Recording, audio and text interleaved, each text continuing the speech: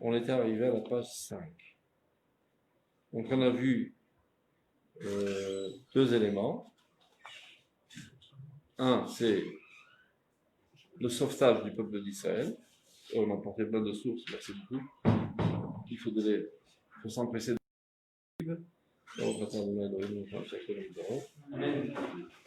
Deuxièmement, la conquête d'Eretz Israël qui est une mitzvah d'Oraïta. Et donc ce sont les deux raisons pour lesquelles il faut s'enrôler à l'armée d'Israël. Et c'est une mitzvah d'Oraïta double. Alors on est à la page 5, si je me rappelle bien.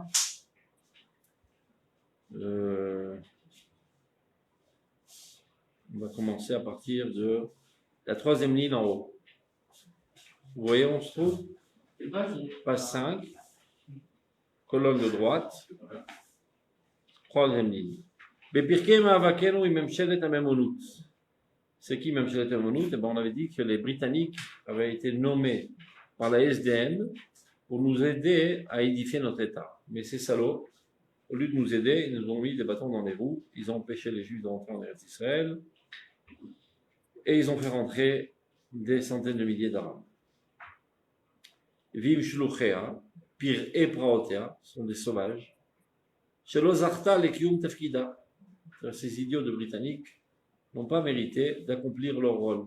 Dieu les a choisis pour être les accompagnateurs de la rédemption du peuple d'Israël et par là même de la rédemption de l'humanité.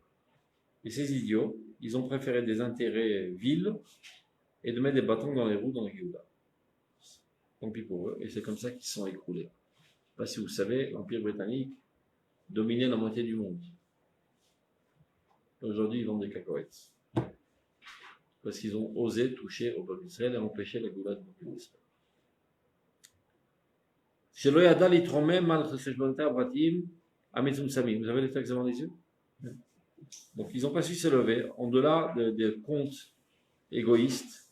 Shalit kashrut le marachet hanetzach shel Israël, au lieu de se lier à l'éternité du peuple d'Israël. Il idardera mitorkach mer igrarama le bira amikta. Et à cause de cela, c'est ça ce qui les a amenés à chuter du plus haut de la tour vers le plus profondeur du puits. ובמבוכת שפלותה לא מצא לדרך אחרת להחזקת עמדתה בחלק עולם זה אלא לדכא את עם השם ולענותו את נחלתו. Donc la seule chose qu'ils ont pensé faire utile, c'est d'oppresser le peuple d'Israël. Top, avant nous valinu. On a passé cette époque et on l'a surmonté. Bechol perek u perek be'eter oz ve'ometz, avec beaucoup de courage. Be'eter itravut ve'itchatzkut, on s'est renforcé. Itkadmut, Vegidul, Vekamut, Vechut, et on a grandi en quantité, en qualité. Bechomriut ou Berochniut, en matérialité, en spiritualité. N'oublions pas qu'au début du Yishuv, c'était un désert aussi bien matériel que spirituel. Il n'y avait pas une goutte de Torah en Eretz Israël. C'est du bruit.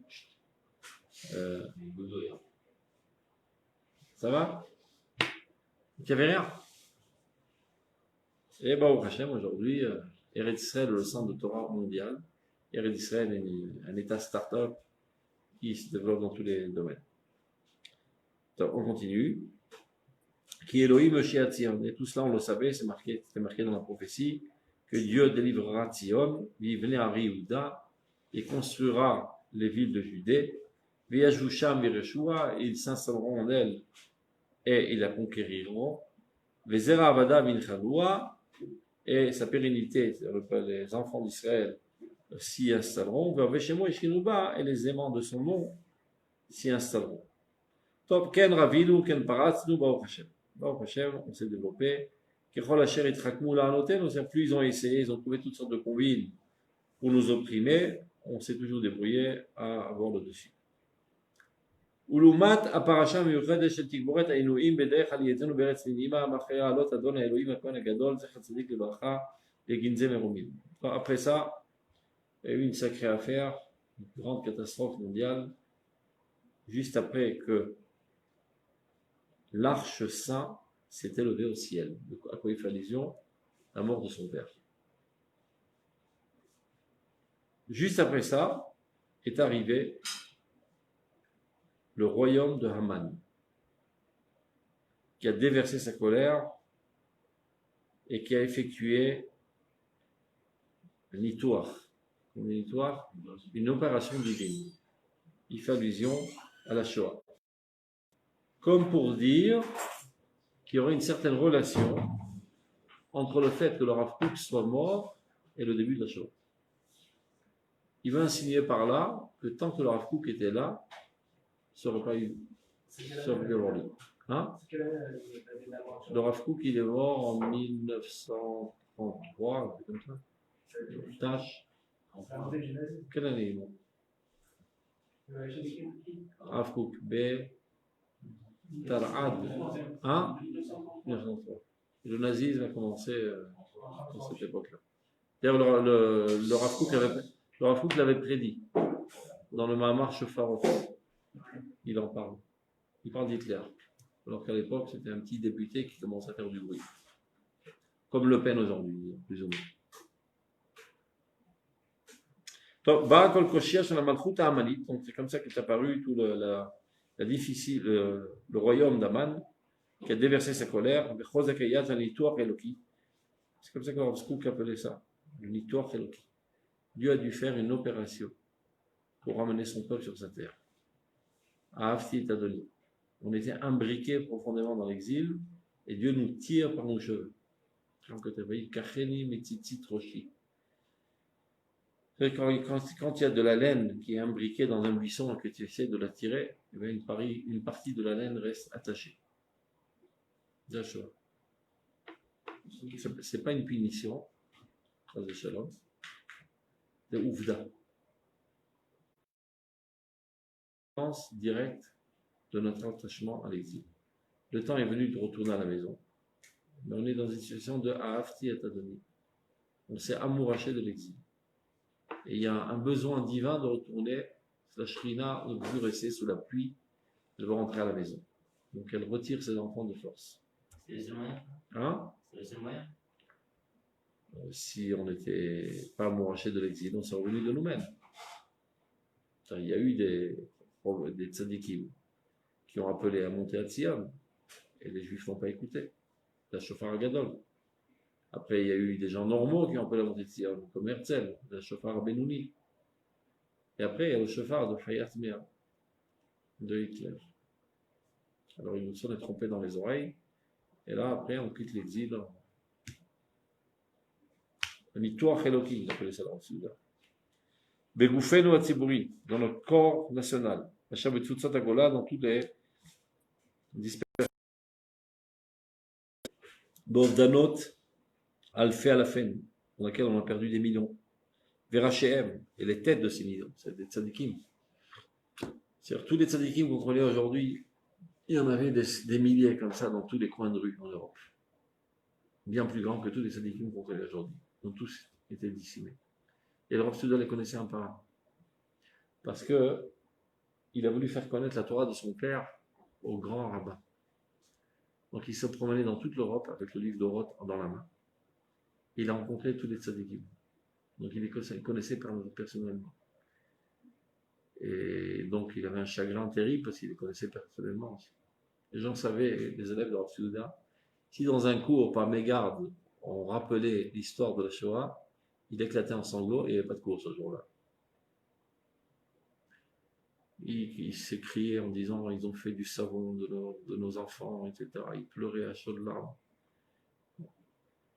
Et malgré tout, ça ne l'a pas empêché de faire une analyse historique de ce qui s'est passé. Nitoach Eloki, une opération divine. ומתוכה כל מידת האימים של השחתת עולם. C'est pas seulement un événement contre le peuple, c'est la destruction du monde entier, c'est la guerre mondiale. Les arzoa aratzot umemshalot v'milchet olam, toutes les terres ont tremblé. Et de cela, il y a eu une intensification de notre réunion en Eretz Israël, de notre cristallisation en Eretz Israël, et de l'application de cette mitzvah. De là est né en grandiose l'État d'Israël. Mitzvah de kibush à Yerusha, mitoch haYishuv et Yeshiva. Donc on a pu appliquer la mitzvah du kibush suite au Yishuv et Yeshiva, s'il y avait déjà des Juifs qui y habitaient, il y avait déjà des Juifs qui avaient installé la terre. C'est vrai que son l'ordre d'importance, c'est kibush, Yeshiva et Yishuv. Mais l'ordre chronologique, tu ne peux pas faire de kibouch s'il n'y a pas d'apôtre juif. Tu ne peux pas instaurer une souveraineté s'il n'y a pas de juif. Tu comprends? Tu peux pas être le roi des champignons pour être roi, il faut qu'il y ait des juifs. Donc les juifs arrivent, habitent, après ils installent, ils reconstruisent le pays, et après on instaure la souveraineté. C'est l'ordre. C'est clair? Bishte Tsurotea Anedor Kodesh, Bigvura Ta'afala Shel Aliyah, il fait allusion à tous les montées en Israël illicites, parce que les Britanniques ne permettaient pas, donc il y avait Ufa Ta'afala, plein de bateaux bourrés de juifs qui arrivaient, donc il fallait beaucoup de Messirut Nefesh. Ou Bishichlou la Tzava Israéli Cholgana, à cette époque-là a commencé à s'édifier l'armée d'Israël. Au début, c'était trois bras différents. Amegalot, Gam Yachad, et Romemut, Yemin Hashem, Amarzir, Shenakol Tzionah. Donc, tous ces aspects mettent en évidence la grandeur du bras divin qui apparaît évidemment par l'intermédiaire du peuple d'Israël. Mitziut Kocho Adir, Agufani, Akishvali, Veidali, Acholi, Vakochi, Shalatzava Israël. Et là s'établit toute l'existence de l'armée d'Israël, sous tous ces aspects, l'organisation, bien les aspects laïques, les aspects saints de l'armée, etc. Agdela veola mitor kol hadragot shel binyan yishuvenu tkumat tzipurenu b'maaseh ubetoda'a b'shifa ובהרגשה משלימה ומשכללת את כל התהליך הזה של שוב השם ותשובותינו. Donc évidemment, cette nouvelle couche, cette nouvelle étape de l'édification de l'État d'Israël, de l'armée d'Israël, renforce encore plus notre installation en Eretz Israël. Il est obligé de le dire, parce qu'il y en a qui disent que c'est interdit de dire de dire que c'est ma force qui m'a mené à toute cette réussite. Ce n'est pas vrai, il est marqué V'amarta. N'oublie pas que c'est Dieu qui te donne la force de réussir. Donc il dit, Zachar, nous sommes souvenus que c'est Dieu qui nous a donné toute la force et nous étions conscients de cette force.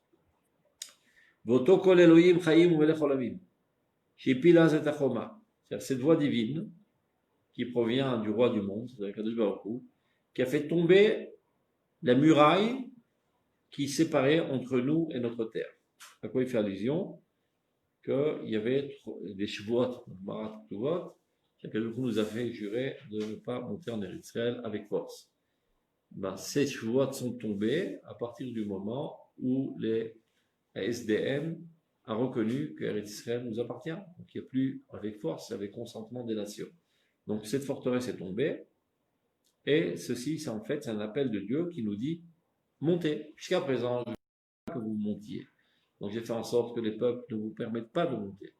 Maintenant que les peuples vous permettent de monter, ça veut dire en d'autres termes que Dieu nous demande de monter en Eretz Israël. Okay. Alors les immigrants qui venaient avant que la SDN ils autorisent, c'était interdit? C'était à l'échelle individuelle. Maintenant, c'est la nation qui s'installe. Ce qui était interdit de venir à l'échelle individuelle.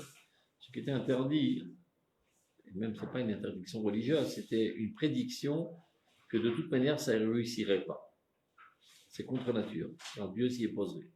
Comme par exemple à l'époque où les Marapidim, à l'époque de Moshe Rabbeinu, quand Dieu a dit, comme vous avez médit la terre d'Israël, alors vous ne pouvez pas y rentrer. Alors l'autre qui dit, on a des remords, on va y aller. Ça ne sert à rien, il leur dit Moshe Rabbeinu. C'est contre la volonté de Dieu, ça ne réussira pas.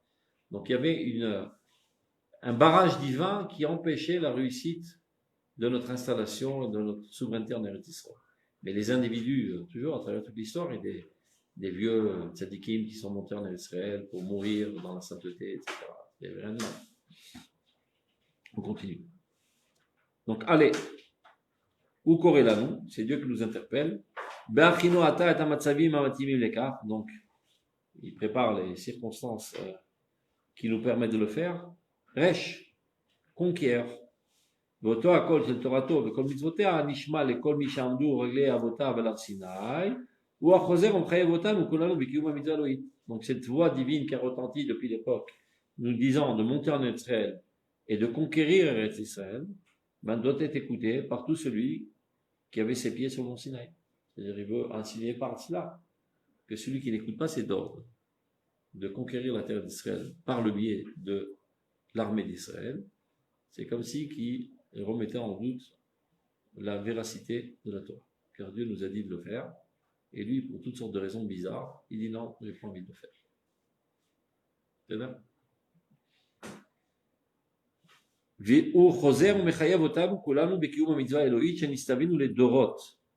Ça, c'est le langage du Ramban.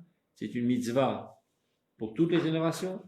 La Reshet et Haaretz, de conquérir la terre, Hashanatan Avotenu, qu'il a donné à nos ancêtres. Vasher Lifnei Alotenu Elea, Natananu et Torato. Et n'oublions pas qu'avant de monter en Eretz Israël, Dieu nous a donné sa Torah. Ou Mitocha Ekim Lanu et Neviav. Et grâce à cette Torah, il a fait apparaître parmi nous des prophètes, Léor Tevel, qui ont emmené la lumière à l'humanité entière, Umloal, Birkat, Mishpachot, Adama et Dorotodam, Kesher Dishber, Hashem Devotecha, Lechal Tira, Valtecha. Chaya Olam Anetouim Betochen. Cette vie éternelle qui est gravée en nous, c'est la Torah Sheba'al Peh, mais Noten la Torah, qui nous prévient de celui qui lui donne la Torah. Il a changé de tronche, là. Il a mis un dessin animé à la place de sa figure.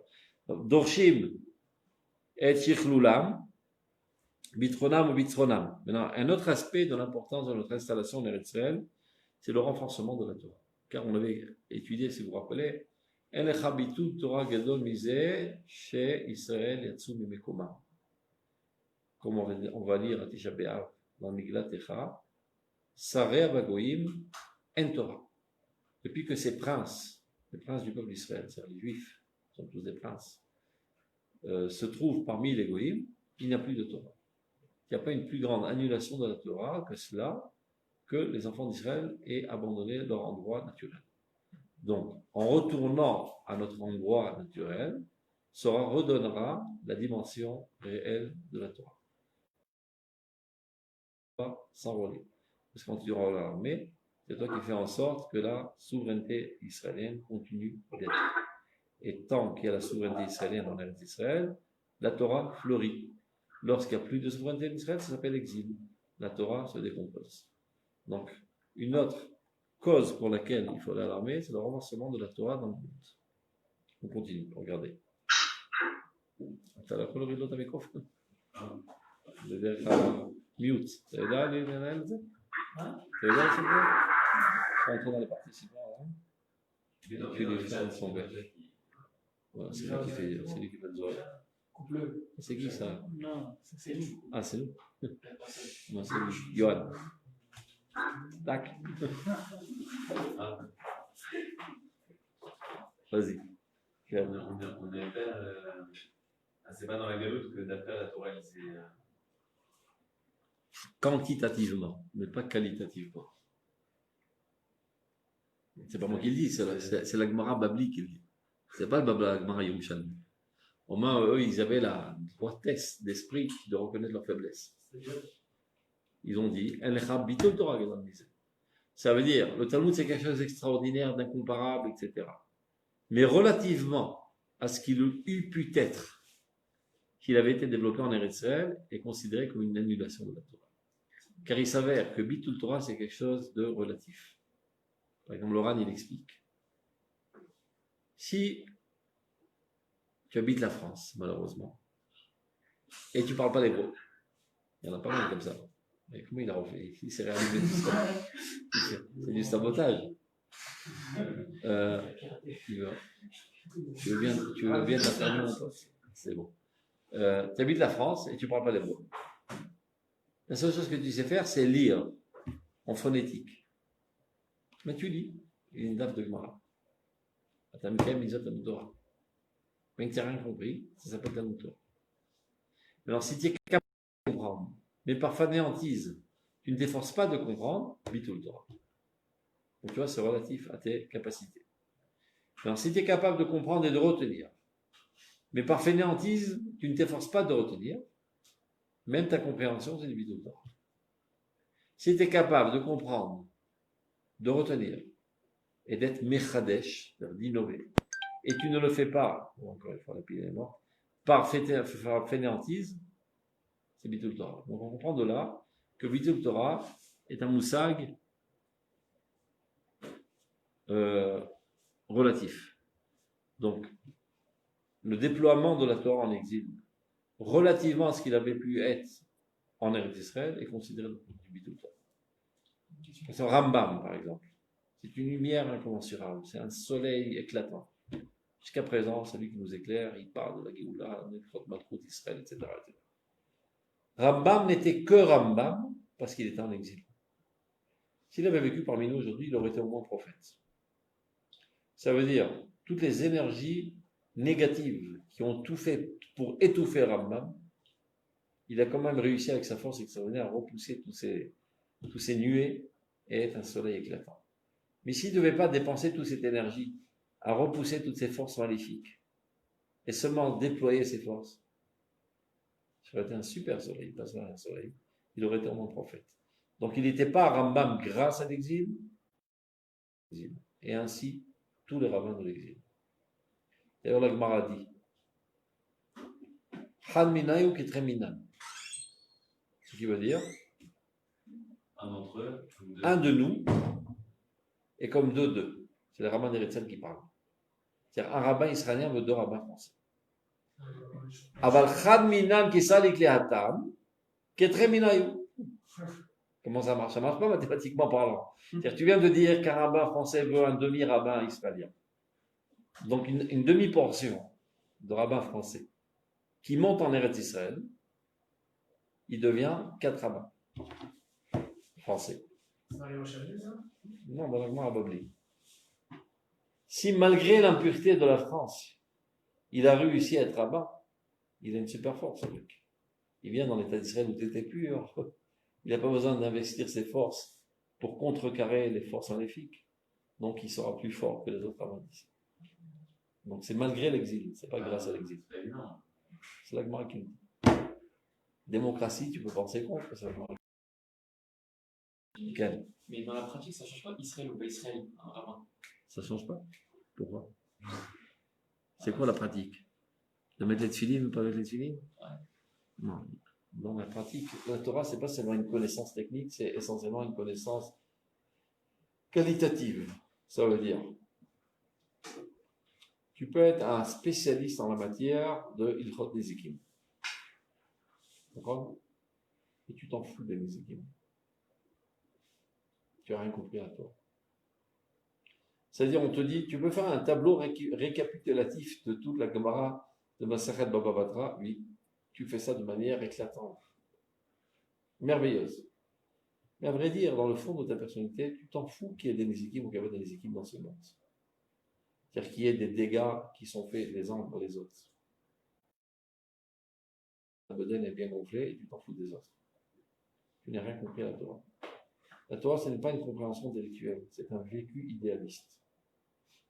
Est-ce que la Torah a réussi à effectuer sur toi une révolution dans ta volonté? Un petit mec à dessous te transformer en idéaliste.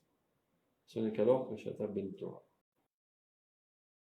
On appelle ça, avec un langage châtillé, Hamor Nosesfarim. Un âne qui porte des livres. On dirait aujourd'hui, Magar Medam et Mourshav. Comment on dit ça en français? Tous les bases de données toraniques. Ben, qui connaît plus? Le Rav Ovadia Yosef au Shut Bar Ilan. Même les plus grands racinistes, le Rav Ovadia Yosef, c'est la même chose. Bien sûr que le Shut Bar Ilan, je connais plus. Il y a toutes les bases de données de Torah qui n'ont jamais été écrites dans toutes les générations. Donc on va se prosterner devant l'ordinateur. Non, c'est un break, c'est nul. J'ai aucun respect envers cet ordinateur. C'est juste un endroit dans lequel, dans sa mémoire, il y a des données. Mais lui, il n'a aucune importance, c'est un nul. Si quelqu'un n'est pas mais au Rav, il est engagé dans l'idéal de la Torah. Ou l'autre, tant qu'il n'y avait pas d'informatique, les gens ne comprenaient pas ce que je disais. Maintenant, ils commencent à comprendre. Mais maintenant, je vais rajouter encore plus. Il y a l'intelligence artificielle qui est capable de déduire et d'induire plus qu'un homme. Et de là, tu comprends que même la faculté intellectuelle de comprendre, de déduire, etc., ce n'est pas l'essentiel. L'essentiel, c'est l'idéalisme. Et ça, aucun ordinateur dans le monde n'arrivera à le faire, d'être idéaliste. Il peut tout connaître, il peut tout même déduire. Vous savez pas c'est quoi, vous, l'intelligence artificielle? Ken, vous avez vu quelques films sur ça? Je sais que le plus grand oncologue du monde, c'est un ordinateur aujourd'hui. Le docteur du cancer. Les 3 meilleurs du monde sont mis à côté de lui, lui enseigné, maintenant il comprend mieux que les 3 en même temps, et évidemment plus rapidement. Il se fatigue jamais, il boit jamais, il va jamais aux toilettes, il drague jamais, il travaille tout le temps, 24 heures sur 24. Les gens n'ont pas l'air de comprendre, l'intelligence artificielle va remplacer tous les hommes, dans tous les domaines. À quoi ça sert d'engager des gens qui glandent, qui se fatiguent et qui ont besoin de lumière pour travailler, etc. Il y a des robots. Mais il y a des choses qui sont inchangeables. L'idéalisme, les aspirations. Et c'est ça l'essentiel de la Torah. Alors, il écrit ça dans Rota Kodesh. Il dit, Mazé Kodesh, Mashim Echolel Ratzon Tov. Amavdil Ben Kodesh Lechol. C'est pas la discipline que tu étudies. Est-ce que j'étudie des maths ou j'étudie la Gemara? C'est pas ça qui fait la différence si c'est Kodesh ou c'est Lechol. Si ton étude a réussi à effectuer une révolution dans ta volonté, d'une volonté basse à une volonté haute, d'une volonté bidon à une volonté idéaliste, Zaya Kodesh. Si ça t'a rien fait, tu es resté au même niveau d'égoïsme, c'était du Chol. Zaya Kodesh. Zaya Torah. C'est ça ce que j'appelle la connaissance qualitative de la Torah, contrairement à la connaissance quantitative. Donc, de manière générale, on ne risque pas d'arriver à une connaissance qualitative sans connaissance quantitative. Mais ça suffit pas. Il faut plus que ça. Très bien. Donc, c'est en cela qu'on dit c'est Bitul Torah. On peut dire que les rabbins de France se soucient de l'avenir du monde. Ni d'ailleurs les rabbins d'Israël, très souvent, qui n'ont pas étudié Torah Terre d'Israël. Ils n'ont pas compris quel est le rôle de la Torah. La Torah, c'est une révolution universelle. C'est d'apporter l'humanité entière à la connaissance de Dieu. C'est-à-dire au comportement moral. Qu'il n'y ait plus de guerre, qu'il n'y ait plus de cruauté, qu'il n'y ait plus de mal. C'est pas un rêve. C'est les prophéties qui en parlent. Ça va se concrétiser par l'intermédiaire de l'État d'Israël. Mais ceci ne se fera que lorsqu'il y aura des gens de haute qualité, avec des aspirations très hautes, des grands idéalistes, qui réussiront à électrifier les autres de l'électricité qu'ils ont en eux. C'est comme ça qu'on transmet l'idéalisme.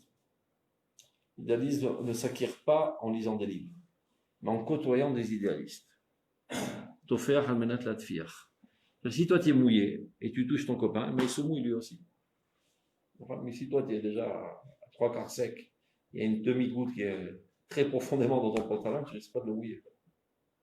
Donc si toi tu brûles l'idéalisme, tous les gens que tu côtoies, journalièrement, ils s'élèvent avec toi.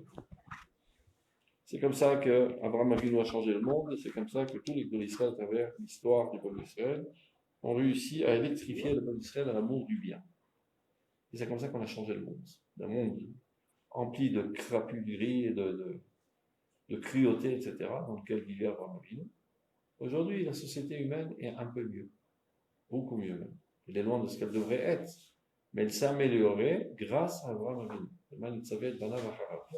C'est un révolutionnaire, un idéaliste du bien, amoureux du bien, empli d'empathie et de miséricorde envers les humains qui souffrent tellement par leur cruauté, par leur autodestruction. Donc il décide, sous l'ordre divin, de les amener au bonheur. C'est ça toute la Torah.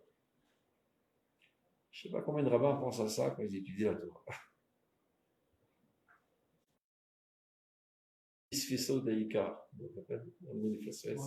Ils ont manqué l'essentiel.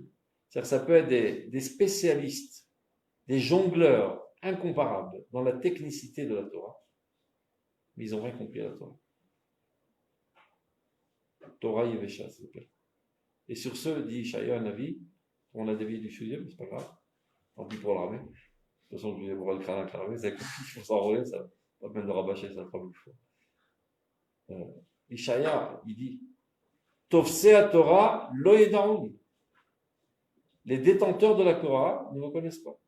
Il y a des gens, dans toutes les générations, mais surtout dans cette génération actuelle, qui sont médiatisés comme les Gdolé Israël. Et lui dit, mais de qui vous parlez? Je ne les connais pas, ces mecs. Ils ne sont pas des Gdolé Israël. Ils sont des épluchures d'oignons. Je ne sais pas qui a décidé de les médiatiser comme les Gdolé Israël. Ils n'ont aucun idéalisme. Ils vivent que leur dimension individuelle. Ce ne sont pas des Gdolé Israël. Si, peu importe pour eux l'avenir du monde, qui commence d'abord par l'avenir du peuple d'Israël dans sa collectivité, ils n'ont rien compris à la Torah. Pourtant, tu leur poses des questions, ils savent tout. Et ben, l'ordinateur aussi, c'est encore mieux que. Et puis sur Enter, tu as la réponse tout de suite. Et avec l'intelligence artificielle, on pourra faire peut-être des post-it, on va savoir. On va savoir. Dans certains domaines assez techniques, où ça ne demande pas tellement en résultat de liba, mais c'est une technicité toute simple. Non, mais alors, si on peut faire, je ne sais pas, des économes, comment ça s'appelle, calcalistes, des économistes. On fait de tout aujourd'hui. Les ingénieurs, les rois cheshbon, tous ces corps de métier vont totalement disparaître. Il y a au moins 700 corps de métier qui vont totalement disparaître. Il ne faut pas le coup. Et si on pensait que ça aurait lieu peut-être dans des décennies, peut-être que la corona va accélérer le processus. Parce que vous comprenez, quelqu'un qui a une bagnole naze mais qui roule, il ne pense pas acheter une autre bagnole. Quand est-ce qu'il achète une autre? Quand elle craque. C'est comme ça d'ailleurs, demain il repousse. D'accord? C'est comme ça que ça marche toujours. Ça fait 10 ans que l'entreprise, on lui propose, tu ne veux pas changer? On fait de la robotique au lieu de non, mais ça marche. Je connais Jean-Pierre, je connais Jean-Paul, ça marche, je sais comment ça marche. Et tous ces gens-là ont été licenciés. On a réfléchi 2 fois. Je les ramène au boulot, ou bien j'investis encore, je ne sais pas, $100,000, et dans une échéance de 10 ans, je gagne $100 millions. C'est l'occasion de le faire. Et prenez en compte qu'il y a environ un tiers de l'humanité aujourd'hui qui a été licenciée. Donc ça risque de faire un grand bond. Toute l'organisation mondiale vers l'intelligence artificielle. Alors que va-t-il advenir de tous ces pauvres gens qui n'ont pas de quoi bouffer? C'est la galère. Donc quand vous cherchez un boulot aujourd'hui, ne cherchez pas un boulot qui risque de tenir entre 1 an ou 2. Allez vers l'intelligence artificielle, parce qu'ils ont toujours besoin de vous. Allez vers le réquermoir, la recherche du cerveau, parce que l'intelligence artificielle est calquée sur tout ce qu'on découvre des facultés du cerveau. Donc ces domaines, on aura toujours besoin. Et l'éducation. Et nous. Parce qu'aucune machine au monde peut éduquer des gens à des rendre bons et idéalistes. Ça, vous aurez votre ça pour encore 100 milliards d'euros. Mais ingénieur informatique, on n'aura plus besoin de toi. Ingénieur électro-optique, besoin de toi. Je ne parle pas de vendeurs de cacahuètes et Maclida et toutes ces histoires dormées debout. On a rendu des hommes des machines. Tout ça va disparaître. Tov, on revient à notre. Tov. Donc on a dit Haye Olam Netu Mitochen. C'est-à-dire, pour la Torah, on a tout intérêt à renforcer notre artisan en Eretz Israël. Et Asiat Mitzvatim Lagdola Azot, Akiemet les Dorot, Vechozeret les Dorotenu, le premier doigt, on tourne la page. Velo Anachnu Dochakim, et la Balabay Dochak, il y en a qui disent Asur Litrok et Taketz. Vous connaissez cette Mara? C'est aussi donc tout votre Koufiou d'Aleph. Asur Litrok et Taketz. C'est-à-dire, il ne faut pas pousser la Géoula de force. D'abord, si vous avez lu une fois dans le Gemara, il n'y a pas marqué Litrok et Taketz, mais Litrok et Taketz. Vika d'Amre Litrok et Taketz, dit Rashi, il y en a qui disent c'est Litrok et Taketz, Betfila. Ce qui est interdit, c'est de faire du forcing pour apporter la Géoula par la prière, pas par les actions. C'est-à-dire de dire 3000 fois par jour, oui, bon, Mashiach, tu es un casse-pied. C'est assaut. C'est ce qui est marqué dans la Gemara. Dans la Gemara, il est marqué l'Archik et Taketz, Ba'avonotehem. Il est interdit de retarder la Géoula par nos fautes. Veika d'Amre, dit Rashi, il y en a qui disent une autre girsa, Litrok et Taketz. Betfila. Ça, c'est interdit. Mais de faire des actions concrètes qui font avancer la Géoula, il n'y a aucun interdit. Le Mashiach ne sera pas en colère si on l'évite du travail. Il a assez de travail sur la planche. Donc si on a déjà commencé à installer le pays et à ramener les Juifs en Eretz Israël et écrabouiller nos ennemis, il sera que content parce qu'il lui reste encore 100 millions de choses à faire.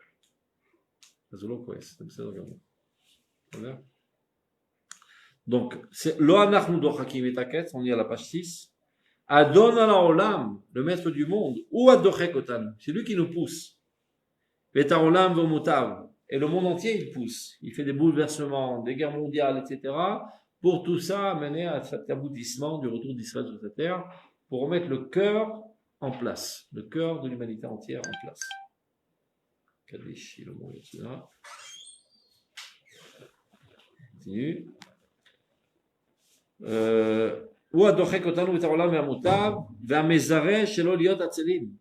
lui qui nous pousse à ne pas fainéantiser.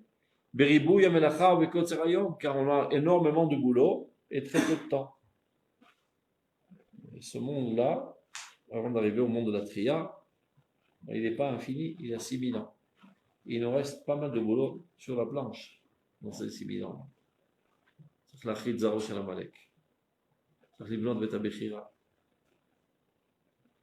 Ça fait pas mal de temps tout ça.